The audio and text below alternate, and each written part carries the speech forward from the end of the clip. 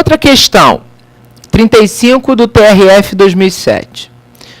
Uma instituição adota o método dígito terminal para classificar os prontuários de seus servidores. Aí temos as opções. 1. 001-299 Hillary Jenkinson. 2. 032-699 Eugênio Casanova. 3. 129-129 TR Schellenberg. 4. 159-544 Luciana Durante. 5. 305-218 Angélica Mene Haritz. 6. 306-818 Bruno Delmas. 7. 588-029 Paola Carucci. 8. 246-344 Michel Duchamp. Aqui estamos vendo nomes ligados à arquivologia, né, para ilustrar a questão. Então, o comentário que eu quero fazer é o seguinte, antes de eu dar a resposta. O método dígito terminal, lembrando aqui para vocês, é aquele que tem uma peculiaridade. Aqui, a forma como os nomes estão sendo apresentados estão na forma sob numérico simples, separados por 3 casas, um ponto e mais 3 números. Só que, para eu transformar esses números numéricos simples em dígito terminal, eu tenho que formar 3 pares de números, ou seja, 3 grupos com 2 números a partir da numeração simples colocada aqui. E tem uma peculiaridade lembrando esse método. Eu leio de forma anticonvencional, da direita para a esquerda, ou seja, de trás para frente, chamando o primeiro grupo de trás de primário, o seguinte de secundário e o terceiro de terciário, onde o arquivamento vai se dar pelo grupo primário, que é o número da gaveta, o secundário é o número da pasta e o terciário é o número do documento. Lembrando o método que, havendo empate no grupo primário, quem desempata é o secundário. E se houver empate no secundário, quem desempata é o terciário. E esse não pode ser igual nunca, senão estamos falando do mesmo documento com a mesma numeração. Então, se vocês transformarem um numérico simples em dígito terminal nesta questão e ordenarem, lendo da direita para a esquerda, ou seja, de trás para frente, a numeração, vocês vão obter a sequência a partir do grupo primário, na ordem crescente de ordenação no dígito terminal, a resposta que está com o comentário seguinte.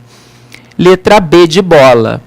É a única opção que está correta, pois, como eu falei, já comentei, o método dígito terminal agrupa 3 pares de números, onde são lidos da direita para a esquerda, ou seja, de trás para frente. É uma leitura que a gente chama em arquivística anticonvencional, que caracteriza esse método, particulariza esse método, e dá sequência à proposta da alternativa da letra B.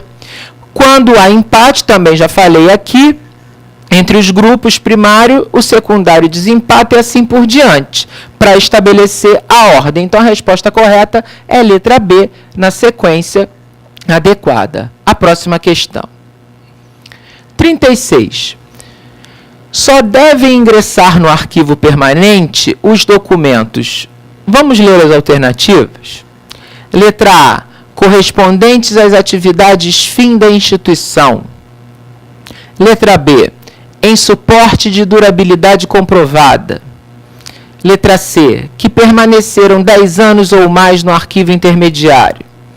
Letra D. Indicados em pesquisa junto aos usuários. E letra E. Liberados de restrições de acesso. A resposta correta e o comentário está no slide seguinte. É letra E. Por quê? Só devem ingressar nos arquivos permanentes os documentos livres de restrições. Por quê? A consulta a esses arquivos é franqueada ao público em geral para fins didáticos, científicos, históricos, informativos e, em alguns casos, probatórios. Se houver alguma documentação sob sigilo, deve aguardar-se a prescrição da mesma para disponibilizar o acesso ao público. Então, o que isso quer dizer? Ah, professor, então um documento de caráter, ele não pode permanecer sobre um caráter sigiloso eternamente, adquirindo um caráter permanente? Pode. Vamos ver umas situações. Ele tanto pode permanecer no grau de sigilo durante um trâmite administrativo, como ele pode adquirir um valor secundário, um caráter permanente, perdendo o valor administrativo, que eu estou atrelando as funções e atividades. Porém, o valor, a classificação em virtude do teor, dependendo de qual seja, a qualquer tempo, se for divulgado, pode, digamos assim, prejudicar a segurança da sociedade do Estado ou violar direitos dos indivíduos. Então, alguns documentos podem permanecer indefinidamente fechados ao acesso, mesmo sendo documentos permanentes. Mas alguns outros têm um grau de sigilosidade que, porventura, em algum momento vai prescrever. Então, eles podem ser permanentes, mas só vão ser disponibilizados à consulta pública depois que eles forem desprovidos de qualquer restrição de acesso. Não quer dizer, vejam bem, que em um arquivo permanente não hajam documentos desse caráter sob a condição sigilosa. Mas eles só vão ingressar no sentido de permanente, focando o acesso, franqueando o acesso ao público em geral, quando realmente não restar mais nenhum impedimento com relação ao acesso do conteúdo dos mesmos. Vamos à próxima questão. 37.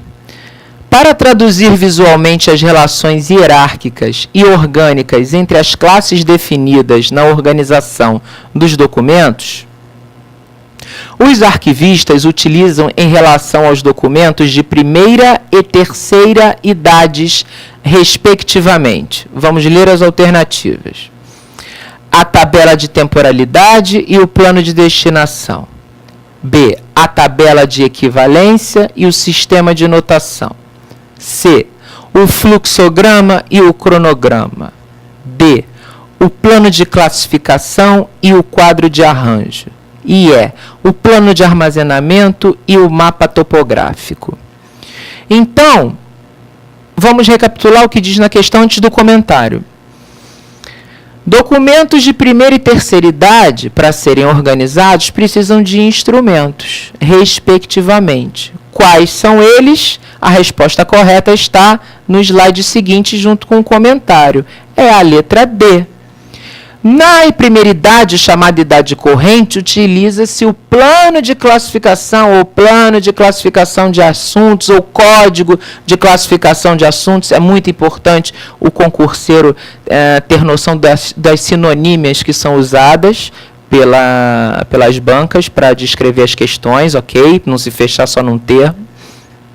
Então, esse plano de classificação é que estabelece na primeira idade as relações entre os documentos pelas suas funções determinadas pelos assuntos. Ou seja, o arranjo nos arquivos correntes ele é funcional, é pela função que o documento tem, baseado no assunto. Isso vai desenhar o ciclo de vida e implicar na destinação dos documentos, a partir da primeira idade, podendo ou não ir para a segunda ou terceira idade. Já na terceira idade, os assuntos continuam com a mesma nomenclatura, podendo às vezes sofrer algumas mudanças em virtude de legislações ou algumas modificações no sistema de arranjo. Mas em terceira idade, os assuntos são distribuídos pela estrutura orgânico-funcional, ou seja, observa-se o princípio da proveniência. Quem do organograma, que proveniência é ligada ao organograma da instituição. Quem naquela estrutura do organograma produziu ou recebeu aqueles assuntos. Então, continuam se mantendo os assuntos, mas acima deles vai se privilegiar o organograma, ou seja, a estrutura orgânico-funcional da instituição.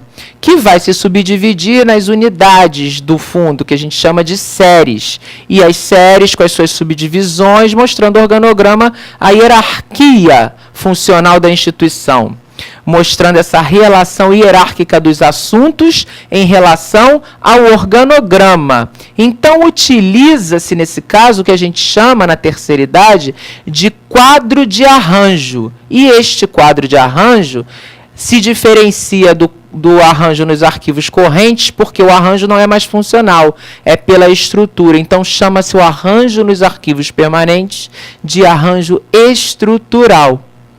Próxima questão. 38.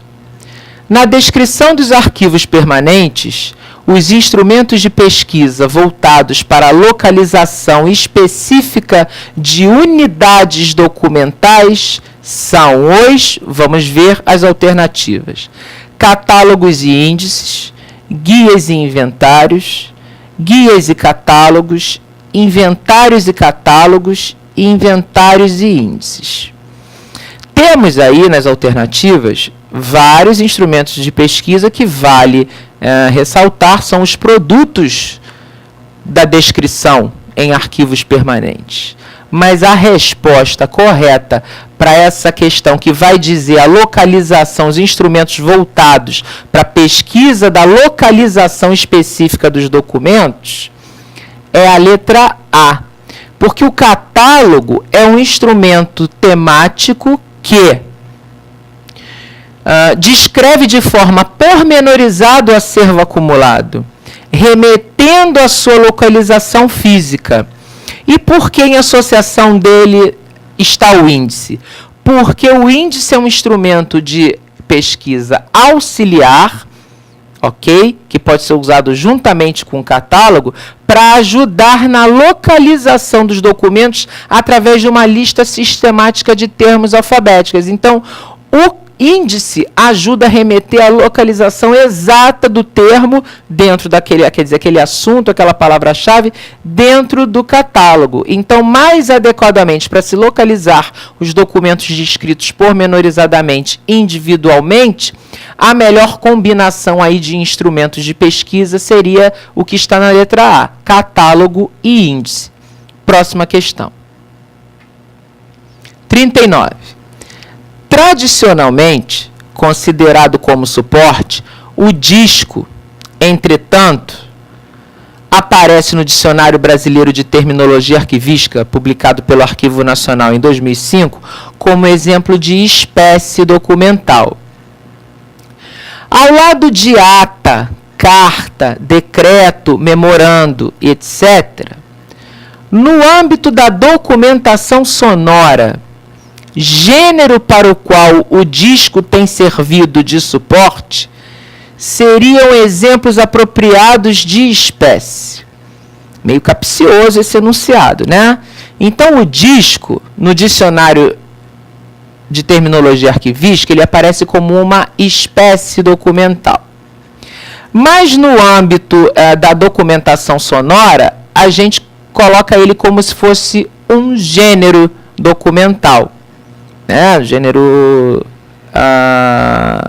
sonoro, seria um disco. Então, seriam exemplos apropriados de espécie. E espécie, eu estou falando da configuração que o documento assume em virtude da concretização de um ato. Então, nós temos como opção o recibo e o relatório, o prospecto e o projeto, o jingle e o discurso, a planta e o mapa, a lei e o edital. Então, eu estou falando de gênero, documentação sonora, falando de disco como gênero. Então, seriam exemplos apropriados de espécie baseados no disco ou então no som. A letra C, que é o jingle, que é uma música ligada a uma propaganda de um produto, a uma campanha, e o discurso seria o registro sonoro de um pensamento, ambos gravados no disco e que se constituiriam em material sonoro. Letra C, resposta correta para essa questão.